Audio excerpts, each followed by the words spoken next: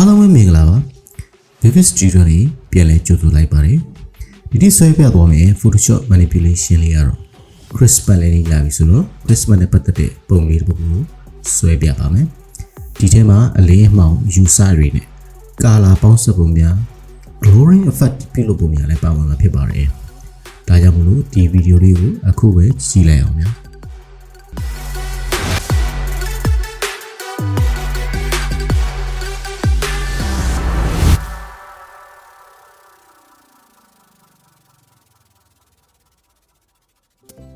တော့စာပြီးတော့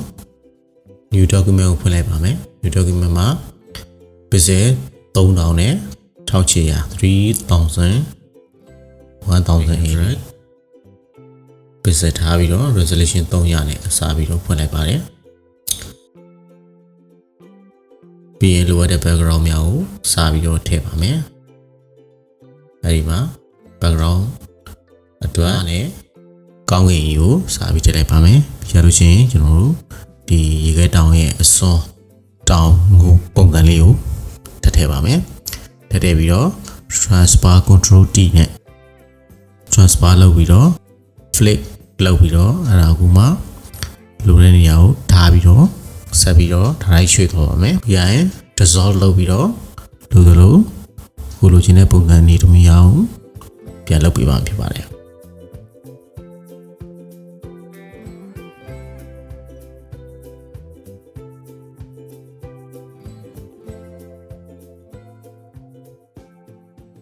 ပြီးလို့ရှိရင်နောက်ထပ်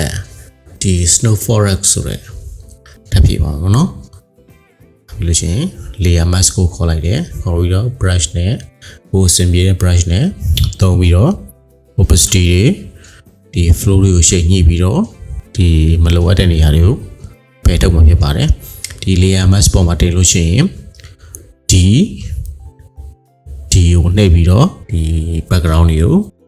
brush tool နဲ့ဖြတ်တာပြန်ပြီးတော့ဖော်တာလုပ်လို့ရပါတယ်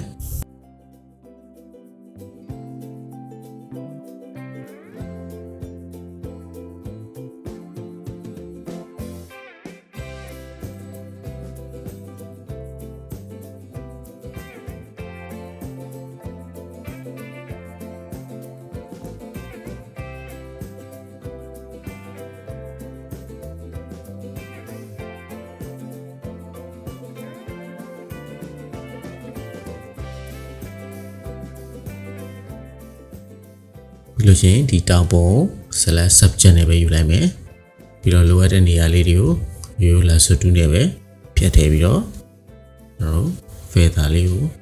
ပေးပြီးတော့ပုံတွေကိုဆွဲထည့်လိုက်မှာဖြစ်ပါတယ်။ကျန် control T နဲ့ပဲလိုသလိုကျုံချဲလုပ်ပြီးတော့ချင်းချဲ side ချင်းချဲလုပ်ပြီးတော့လိုအပ်သလိုပုံထည့်ပြီးတော့ layer mask ကိုခေါ်မယ်။ဒီကျရင်ဆိုနာတိုင်းမှာ brush နဲ့ပြန်ပြီးတော့ဒီမလိုအပ်တဲ့နေရာတွေကိုforeground color အမဲရောင်နဲ့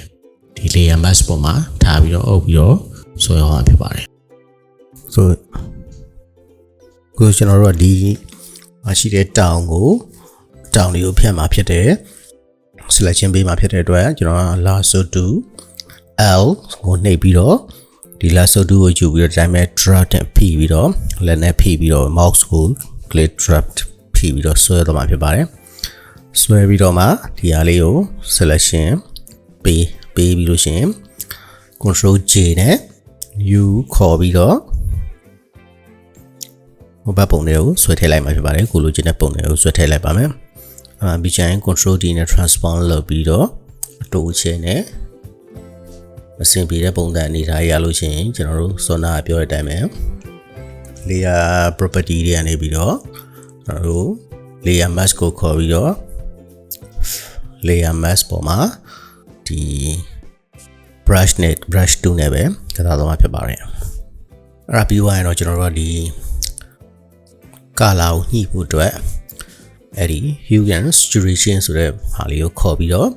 hue and saturation ကိုခေါ်ပြီးတော့ဒီ layer တွေကိုအတွင်းထဲကိုထည့်ပြီးတော့ layer တွေ color တွေကိုညှိလိုက်မှာဖြစ်ပါတယ် hue and saturation နဲ့ညှိလို့ရသလို color balance နဲ့လည်းညှိလို့ရမှာဖြစ်ပါတယ်ဒါပေမဲ့ကျွန်တော်တို့အခု hue and saturation တွေလည်းပဲညှိလိုက်ပါမယ် color တွေကိုညှိပြီးတော့ ကာလာတွေကတူသွားပြီးကိုလိုချင်တဲ့အနေထားရောက်သွားပြီဆိုရင်တော့လင်းမောင် section ကိုကျွန်တော် curve ကိုရွေးပြီးတော့ဆိုတာတွေကပဲ curve ကိုရွေးမယ်ရွေးပြီးတော့ဒီအလင်းမောင်ကိုလိုချင်တဲ့အနေထားကိုထပ်ပြီးတော့နောက်ထပ် layer တွေမှာလည်းအဲ့လိုလင်းမောင်တွေထပ်ပြီးတော့ချိန်ပေါ်မှာဖြစ်ပါတယ်အဲ့လိုလင်းမောင်ချိန်တဲ့နေရာမှာပထမဆုံးကိုမြင်နေရတဲ့အနည်းဆုံးကိုနဲ့အနည်းဆုံးမြင်နေရတဲ့နေရာပို့ပြီးတော့ jack ဖြစ်ပြီးတော့ sharp ဖြစ်ရမယ်ဖြစ်တယ်ပို့ပြီးတော့ထင်သာမြင်သာဖြစ်ရမယ်ဖြစ်တဲ့အတွက်သူ့ကိုထင်သာမြင်သာရှိအောင်ပေးပြီးတော့နောက်ကပိုဝေးွားလေးပို့ပြီးတော့ blur ဖြစ်လေးပေါ့နော်နောက်ခံ background ဝေးသွားလေးကျွန်တော်မျက်စိနဲ့မမြင်ရလေးဖြစ်တဲ့သဘောမျိုးပဲဒီထဲမှာလည်းအဲ့လိုမျိုးသဘောမျိုးကိုပြုလုပ်ရမှာဖြစ်ပါတယ်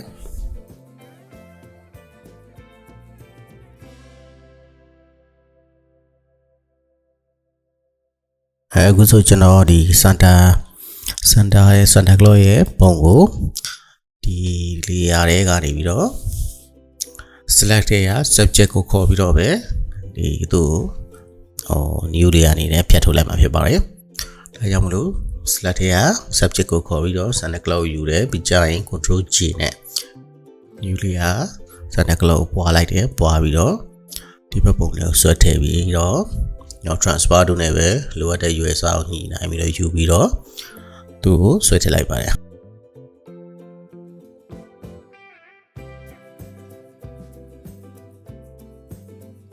သမင်းပုံထပ်ပြီးတော့ယူပြီးထည့်လိုက်ပါမယ်ပုံလေးဝါသွားမှုမဖြစ်အောင် convert to smart object ကိုယူပြီးတော့ဒီပုံလေးကိုဆွဲထည့်ပြီးတော့ကျန်တဲ့မလိုအပ်တဲ့နေရာတွေကိုဒီ layer max နဲ့ပဲပြန်ပြီးတော့ brush tool ကိုရွေးပြီးတော့ဖယ်လိုက်မှာဖြစ်ပါတယ် layer max ကိုရွေးပြီးတော့ဒီ floor တွေ opacity တွေကိုအဆင်ပြေတဲ့အနေထားမှာ short tool လုပ်ပြီးတော့ brush tool နဲ့ပဲ foreground color background color ကိုရွေးပြီးတော့ဖြူမဲရွေးပြီးတော့ G လေး H လေးနဲ့ပဲပြောင်းပြီးတော့ကစားအောင်မှာဖြစ်ပါတယ်ဒီကျရင် center ခိုင်မဲ့BA လေးကိုလည်းဒီတိုင်းသူကဖြတ်လို့မလွယ်တဲ့အတွက်ကျွန်တော်ပန်တူးနဲ့ပဲကောက်ပြီးတော့ပန်တူးနဲ့ပဲဖြတ်မှာဖြစ်ပါတယ်ပန်တူးကတော့ P ကိုယူပြီးတော့ကိုလိုအပ်တဲ့နေရာလေးမှာ order လေးကိုဖိပြီးတော့ဆွဲသွားပြီးတော့ပြီးကြရင်ဖြတ်ထုတ်လိုက်မှာဖြစ်ပါတယ်ဒီသပင်မျိုးယူတဲ့အခါမှာကျွန်တော် sky background မှာပို့ပြီးတော့ဘာနှောက်ချက်မှမရှိဘဲနဲ့တပြေးလေးဖြစ်တဲ့အတွက်ကျွန်တော်ဒီ select ရ sky ဆိုတာကိုရွေးပြီးတော့ပဲ sky ကိုရွေးပြီးတော့မှ control shift I နဲ့ image select လုပ်ပြီးတော့ selection ပြောင်းမယ်အောင်ပြန်ပေးပြီးတော့မှ new layer mask နဲ့ခေါ်ပြီးတော့အားလေးကိုဒီဘက်ကိုဆွဲထည့်လိုက်တာဖြစ်ပါတယ်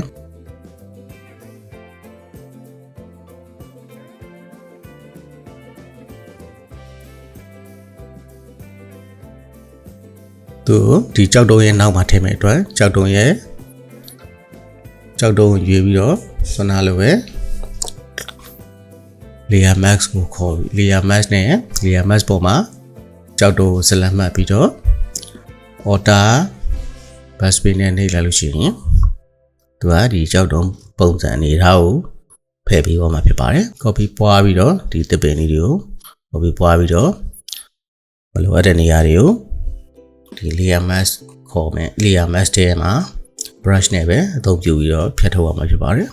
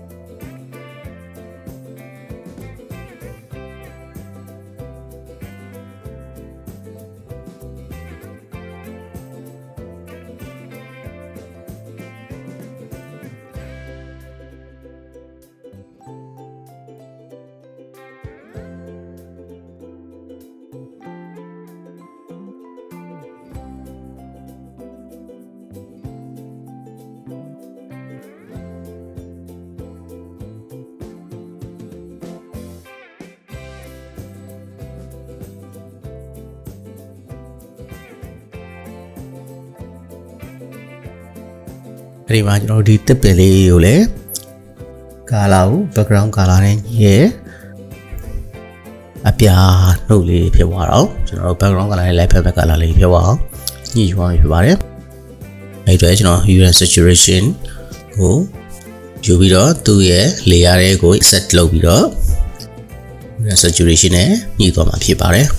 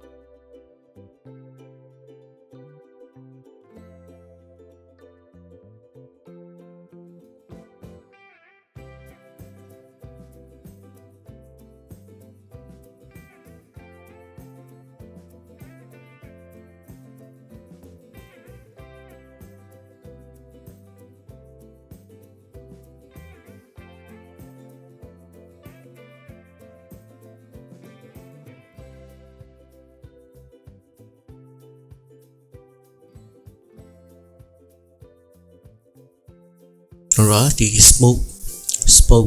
smoke ဒီမြူးငွေလေးထားနေတဲ့ပုံစံမျိုးလေးတွေဒါမှမဟုတ်မြူးနှင်းတွေဒီ background လေးကိုဝေးသွားခြင်းတဲ့ပုံစံလေးကိုသုံးကျင်လို့ရှိရင်ကျွန်တော်တို့ကဒီ solid layer ကိုခေါ်လိုက်မယ်ခေါ်ပြီးတော့ကိုလိုချင်တဲ့အရာလေးကိုရွေးချယ်ပြီးတော့ background လေးလိုက်မယ်အရာကိုရွေးချယ်ပြီးတော့ဒီ sonar လို layer သူ့ရဲ့ဘေးနားမှာရှိတဲ့ layer mask နေရာမှာ foreground background ကို brush 2နဲ့ရွေးပြီးတော့ brush 2ကို smoke brush 2ရွေးပြီးတော့မှ flow ကို 1% 2% လောက်ပဲထားပြီးတော့ဖြည်းဖြည်းချင်းပုတ်သွားပြီးတော့ဒီ smoky ပုံစံမျိုးလေးတွေကိုပြုလုပ်ပြီးတော့ background ကိုပြုလုပ်နိုင်ပါတယ်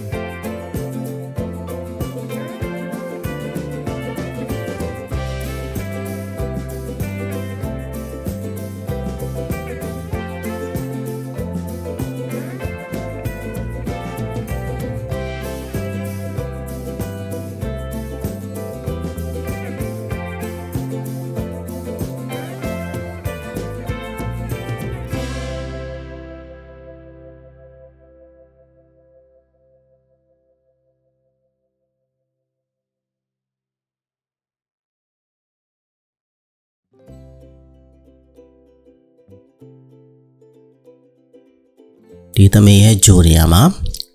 သမင်ရဲ့ဂျို glory effect ပြုလုပ်မှာဖြစ်တဲ့အတွက်ဒီသမင်ရဲ့ဂျိုကိုကျွန်တော်သိရကြတဲ့အတွက်ဒီ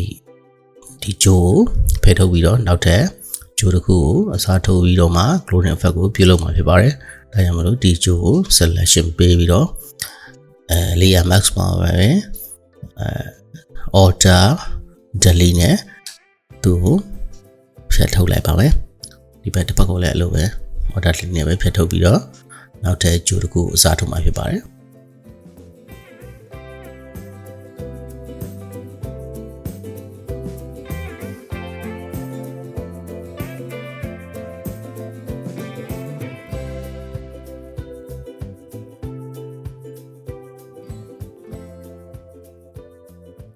ဒီမှာတော့ကျွန်တော်ရွှေရောင်ဂျိုလေးတစ်ခုကိုအစားထုတ်မှာဖြစ်တဲ့အတွက်အပုံလေးကိုဖြတ်ထုတ်ပြီးတော့ဒီထဲကိုဆွဲထည့်လိုက်မှာဖြစ်ပါတယ်ထုံးစံတိုင်းပဲလာစု2နဲ့သူ့ကို Ctrl J new layer ခေါ်ပြီးတော့ဒီဘက်ကိုဆွဲထည့်လိုက်မှာဖြစ်ပါတယ်ပြီးကြရင်ဒီသမင်ပုံရအပေါ်မှာဆွဲထည့်ပြီးတော့အဲ့ဒါကိုမူလဂျိုပုံစံမျိုးနဲ့ဖန်တီးပါမှာဖြစ်ပါတယ်တစ်ဖက်ကိုပြုလို့အဆင်ပြေသွားပြီဆိုရင်နောက်တစ်ဖက်ကို copy order သူတို့ layer နှစ်ခုကို select မှတ် order ကိုဖြည့်ဆွဲပြီးတော့ layer copy ကူးပြီးတော့သူတို့နှစ်ခု copy ကူးလို့ရပါတယ် copy ကူးပြီးတော့မှဒီဘက်ကိုဆွဲထည့်လိုက်တယ်ဖြစ်ပါတယ်နောက်ကျရင် transfer နဲ့ reflect 2ကိုသုံးပြပြီးတော့ဂျိုကိုလှည့်လိုက်တဲ့ပုံစံဖြစ်ပါတယ်အဲ့ဒါလေးဂျိုလေးတွေကိုအဆင်ပြေအောင်နေရာချပြီးပါဆိုရင်ကျွန်တော်တို့ကဒီ layer တွေကိုပေါင်းပြီးတော့ convert to smart object လုပ်လိုက်မှာဖြစ်ပါတယ်လုပ်ပြီး layer ပေါင်းလိုက်တဲ့သဘောမျိုးပေါ့ layer ပေါင်းလိုက်ပြီးတော့ဒီလေးခုကတစ်ခုတည်းဖြစ်သွားပြီပေါ့အဲဒါ convert to smart object ဖြစ်သွားမယ်ဖြစ်သွားပြီလို့ရှိရင်ကျွန်တော်တို့ကသူဒီ filter တွေက grace and blur effect ကိုသုံးပြီးတော့ glowing effect ကိုပြုလုပ်မှာဖြစ်ပါတယ်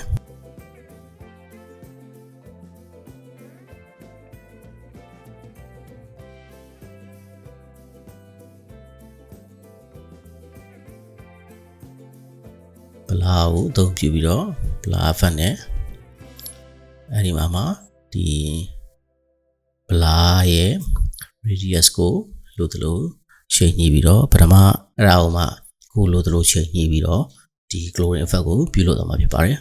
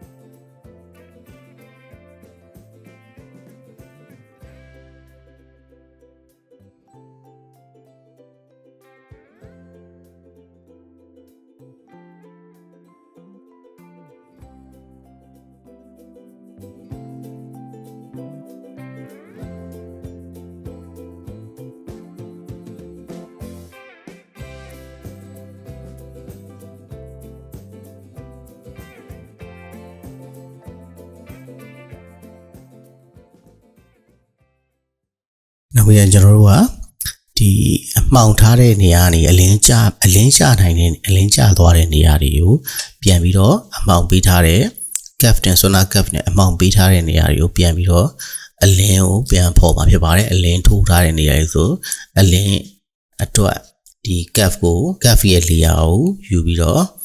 အဲဒီမှာ sonar brush 2နဲ့ပဲပြန်ပြီးတော့ဒီ foreground background color လေးကိုအသုံးပြုပြီးတော့ကျွန်တော်တို့ကပြန်ပြီးအလင်းမအောင်ပြန်ချိန်မှာဖြစ်ပါတယ်အဲဒီအတွက်အခု center close ရဲ့ဒီအုတ်ထုပ်တွေပါအလင်းမအောင်ချိန်နေဆိုရင်ဒီ center close ရဲ့ layer ကိုယူမယ် ယူပြီးတော့ Santa Claus လေးရောက်ရွေးပြီးတော့အပေါ်မှာရှိတဲ့သူရဲ့cap layer လေးကိုယူပြီးတော့ကျွန်တော်တို့ကဒီ brush tool နဲ့ပဲ foreground background color ကိုဖြူမဲနဲ့ယူပြီးတော့ဒီ opacity flow တွေကိုရှိန်ညှိပြီးတော့အလင်းမောင်ရှိန်ယူမှာဖြစ်ပါတယ်ဒီ lighting ချတဲ့နေရာဆို lighting ချတဲ့နေရာလေးအောင်အလင်းကိုပို့ပြီးတော့အကောင်ထားပြီးတော့ lighting မချတဲ့နေရာဆိုရင်အလင်းဖြောလေးပဲသွားမှာဖြစ်ပါတယ်နောက်တစ်ခုအနေနဲ့ဒီ Santa Claus ပုံကိုကြမယ်အလင်းဟာဒီသမင်းဂျိုရဲ့ရွှေရောင်အလင်းလိုမျိုးဟာလည်းပါမှာဖြစ်တဲ့အတွက်ကျွန်တော်တို့ကဒီ Santa Claus ရဲ့ဒီခန္ဓာကိုယ်ပေါ်ကြမယ်အလင်းရောင်ထဲမှာဒီရွှေရောင်ပုံစံကိုထည့်မှာဖြစ်ပါတယ်အဲကြောင့်မလို့ဒီမှာကျွန်တော်cap ရဲ့အောက်ထဲကို hue and saturation နောက်တစ်ခုကိုခေါ်ပြီးတော့ဒီရွှေအိုရောင်ပုံစံမျိုးကာလာကို hue and saturation မှာရှိန်ပြီးတော့နေရာတော့ကြီးကိုယူပြီးတော့ကျွန်တော်တို့ကဒီရွှေအိုရောင်ပုံစံမျိုးဒီအလင်းက Christmas ဘူကြီးပေါ်ကြာနေတဲ့ပုံစံမျိုးကိုထည့်မှာဖြစ်ပါတယ်ပထမဆုံး hue and saturation ကိုအရောင်ရှိန်ညှိပြီးတော့ဒီ layer mask ပေါ်မှာအမဲရောင် foreground ဖြည့်ပြီးတော့မှG H အဲ့ဒါတွေကိုနှိပ်ပြီးတော့မှသူနဲ့ပဲပြန်လဲပြီးတော့အဲ့ဒီအရောင်တွေကိုပြန်ဖြည့်သွင်းမှဖြစ်ပါတယ်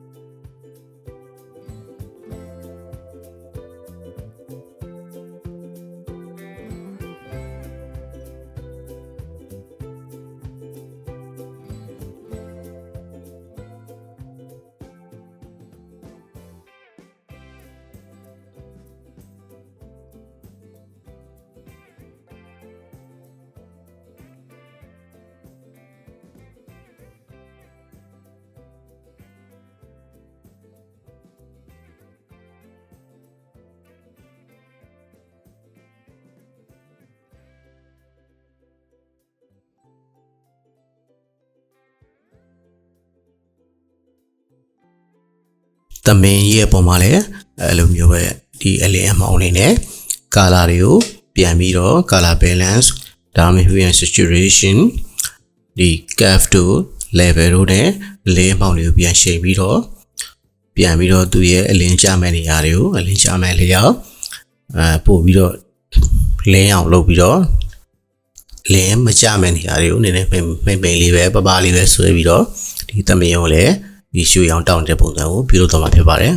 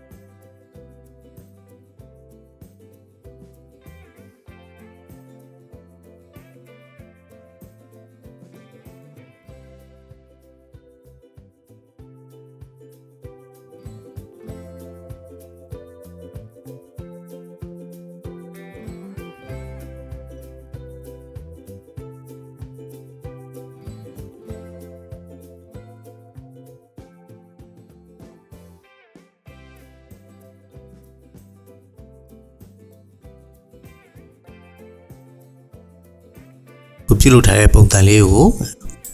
နည်းလေးအဆင်ပြေပြီဆိုရင်ကျွန်တော်တို့ဒီရဲ့သမင်လေးရဲ့ကြိုမှာဒီအလင်းကြောင်းတောက်နေတဲ့ sparkle လေးတွေအမှုံလေးတွေမြူမှုံလေးတွေ sparkle အမှုံလေးတွေဝင်နေတဲ့ပုံစံကိုပြုလုပ်မှာဖြစ်တဲ့အတွက် file တစ်ခုကိုဖွင့်ပြီးတော့ဒီ sparkle file လေးကိုဖွင့်ပြီးတော့ဒီကြိုပေါ်ရှိုးရဲ့အပေါ် layer ကိုတင်ပြီးတော့မှသူကို blending mode ကိုပြောင်းလိုက်မှာဖြစ်ပါတယ် color dog G တို့ no screen တို့ lighting တို့အဲ့ဒါမျိုးလေးတို့ပြောင်းမှာဖြစ်ပါတယ်ရေလုံးကသူရဲ့ဒီဂျိုရဲ့အသွားပုံစံမျိုးကိုလုပ်ဖို့အတွက် transparent wave နဲ့တို့ကဒီကိုပုံဖော်မှာဖြစ်ပါတယ် image ရဲ့ transparent wave လေးနဲ့ပေါ်လိုက်မှာဖြစ်ပါတယ်ဒီဘက်လိုရတဲ့အနေထားရောက်ရင်တော့ကျွေးပြီးတော့ blending mode တွေကဒီနေရာတော့ကြီးအဲ့ဒါလေးကိုကျွေးပြီးတော့ opacity ချိန်ညှိပြီးတော့ပြုလုပ်သွားမှာဖြစ်ပါတယ်နောက်ထပ်ဘေးနားမှာရှိတဲ့ကြိုတွေပေါ်မှာလည်းအဲ့လိုမျိုးလေးကိုထပ်ပြီးတော့ copy ပွားပြီး order လေးနဲ့ copy ပွားပြီးတော့ကိုးသွားမှာဖြစ်ပါတယ်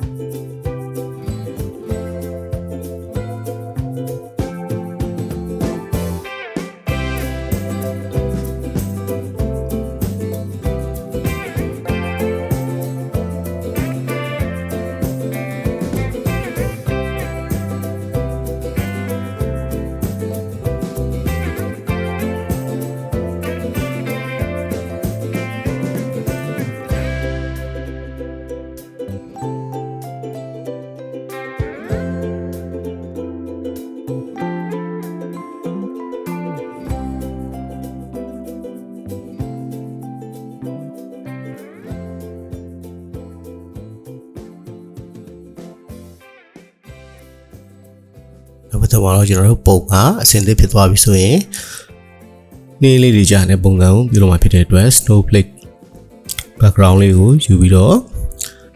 ကိုလိုချင်တဲ့အနေထား snow ပုံစံလေးတွေကို copy ပွားပြီးတော့ကျွန်တော်တို့ကအမှာ screen layer mode မှာ screen or blending mode မှာတစ်ခုခုပြောင်းပြီးတော့ screen lighting အဲ့ဒါလေးပြောင်းပြီးတော့မှကျွန်တော်တို့က filter တွေက blur တွေကမှာ motion blur လေးကိုယူပြီးတော့direction ကိုပြင်ပြီးတော့မှနင်းကြနေတဲ့ပုံစံမျိုးလေးပြုလုပ်သွားမှာဖြစ်ပါတယ်။အသွင်ပုံလေးကပို့ပြီးတော့ realistic ပုံစံမျိုးလေးဖြစ်ပြီးနေကြတဲ့ပုံစံမျိုးလေးကိုရရှိသွားမှာဖြစ်ပါတယ်။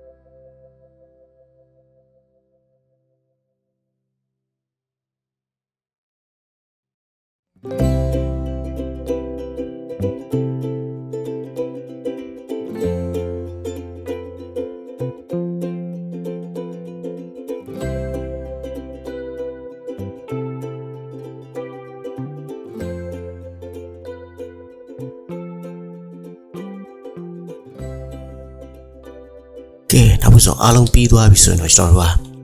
တို့ကကင်မရာရောနဲ့ဒီပုံလေးကိုပို့ပြီးတော့ color လေးလာအောင်ပြန်ချိန်မှာဖြစ်တဲ့အတွက်ကျွန်တော်တို့ဒီပုံလေးကို duplicate လုပ်လိုက်မယ်လုပ်ပြီးလို့ရှိရင် duplicate copy ပွားလိုက်မယ် copy ပွားပြီးလို့ရှိရင်ဒီ filter တွေက camera raw filter ဆိုတဲ့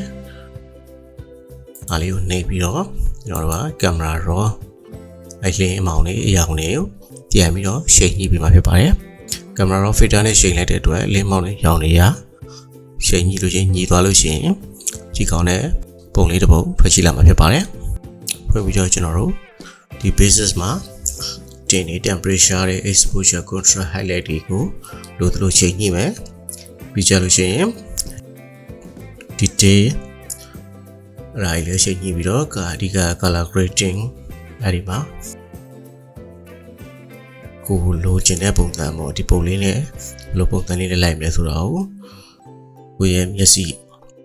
မှာမြင်တွေ့ရတဲ့ပုံစံနဲ့လိုက်မယ်ဟာလေ color လေးကိုရွေးချယ်ပြီးတော့ပုံလေးကိုရှိညှိပြီးတော့ပြုလုပ်လို့ရပါတယ်နောက်ပြီးတော့ကျွန်တော်တို့လိုချင်တဲ့ Christmas ပူပူကြီးနဲ့သမီးတို့ရဲ့ပုံကိုကောင်းမွန်စွာနဲ့ရရှိလိုက်ပါပြီဒါကြောင့်မို့လို့ကျွန်တော်တို့ဒီပုံလေးကိုsave ပြီးတော့မှနောက်တစ်ပတ်ဒီမှာလည်းဘယ်လိုပုံမျိုးတွေဆက်ပြီးတော့ဆွဲအောင်လဲဆိုတာကိုကျွန်တော်တို့အတူတူဆက်လိုက်ပြီးတော့ကြည့်ရှုပေးဖို့ဖိတ်ခေါ်လိုက်ပါရစေအားလုံးကိုကျေးဇူးတင်ပါတယ်အခုဒီဗီဒီယိုလေးကိုကြည့်နေတဲ့ဆိုရင်တော့ like and subscribe လေးလုပ်ပြီးတော့နောက်တစ်ပတ်ဘာဗီဒီယိုထပ်ကြည့်အောင်လဲဆိုတာကိုထပ်ပြီးတော့ကြည့်ရှုပေးဖို့လည်းဖိတ်ခေါ်လိုက်ပါခင်ဗျအားလုံးကိုကျေးဇူးတင်ပါတယ်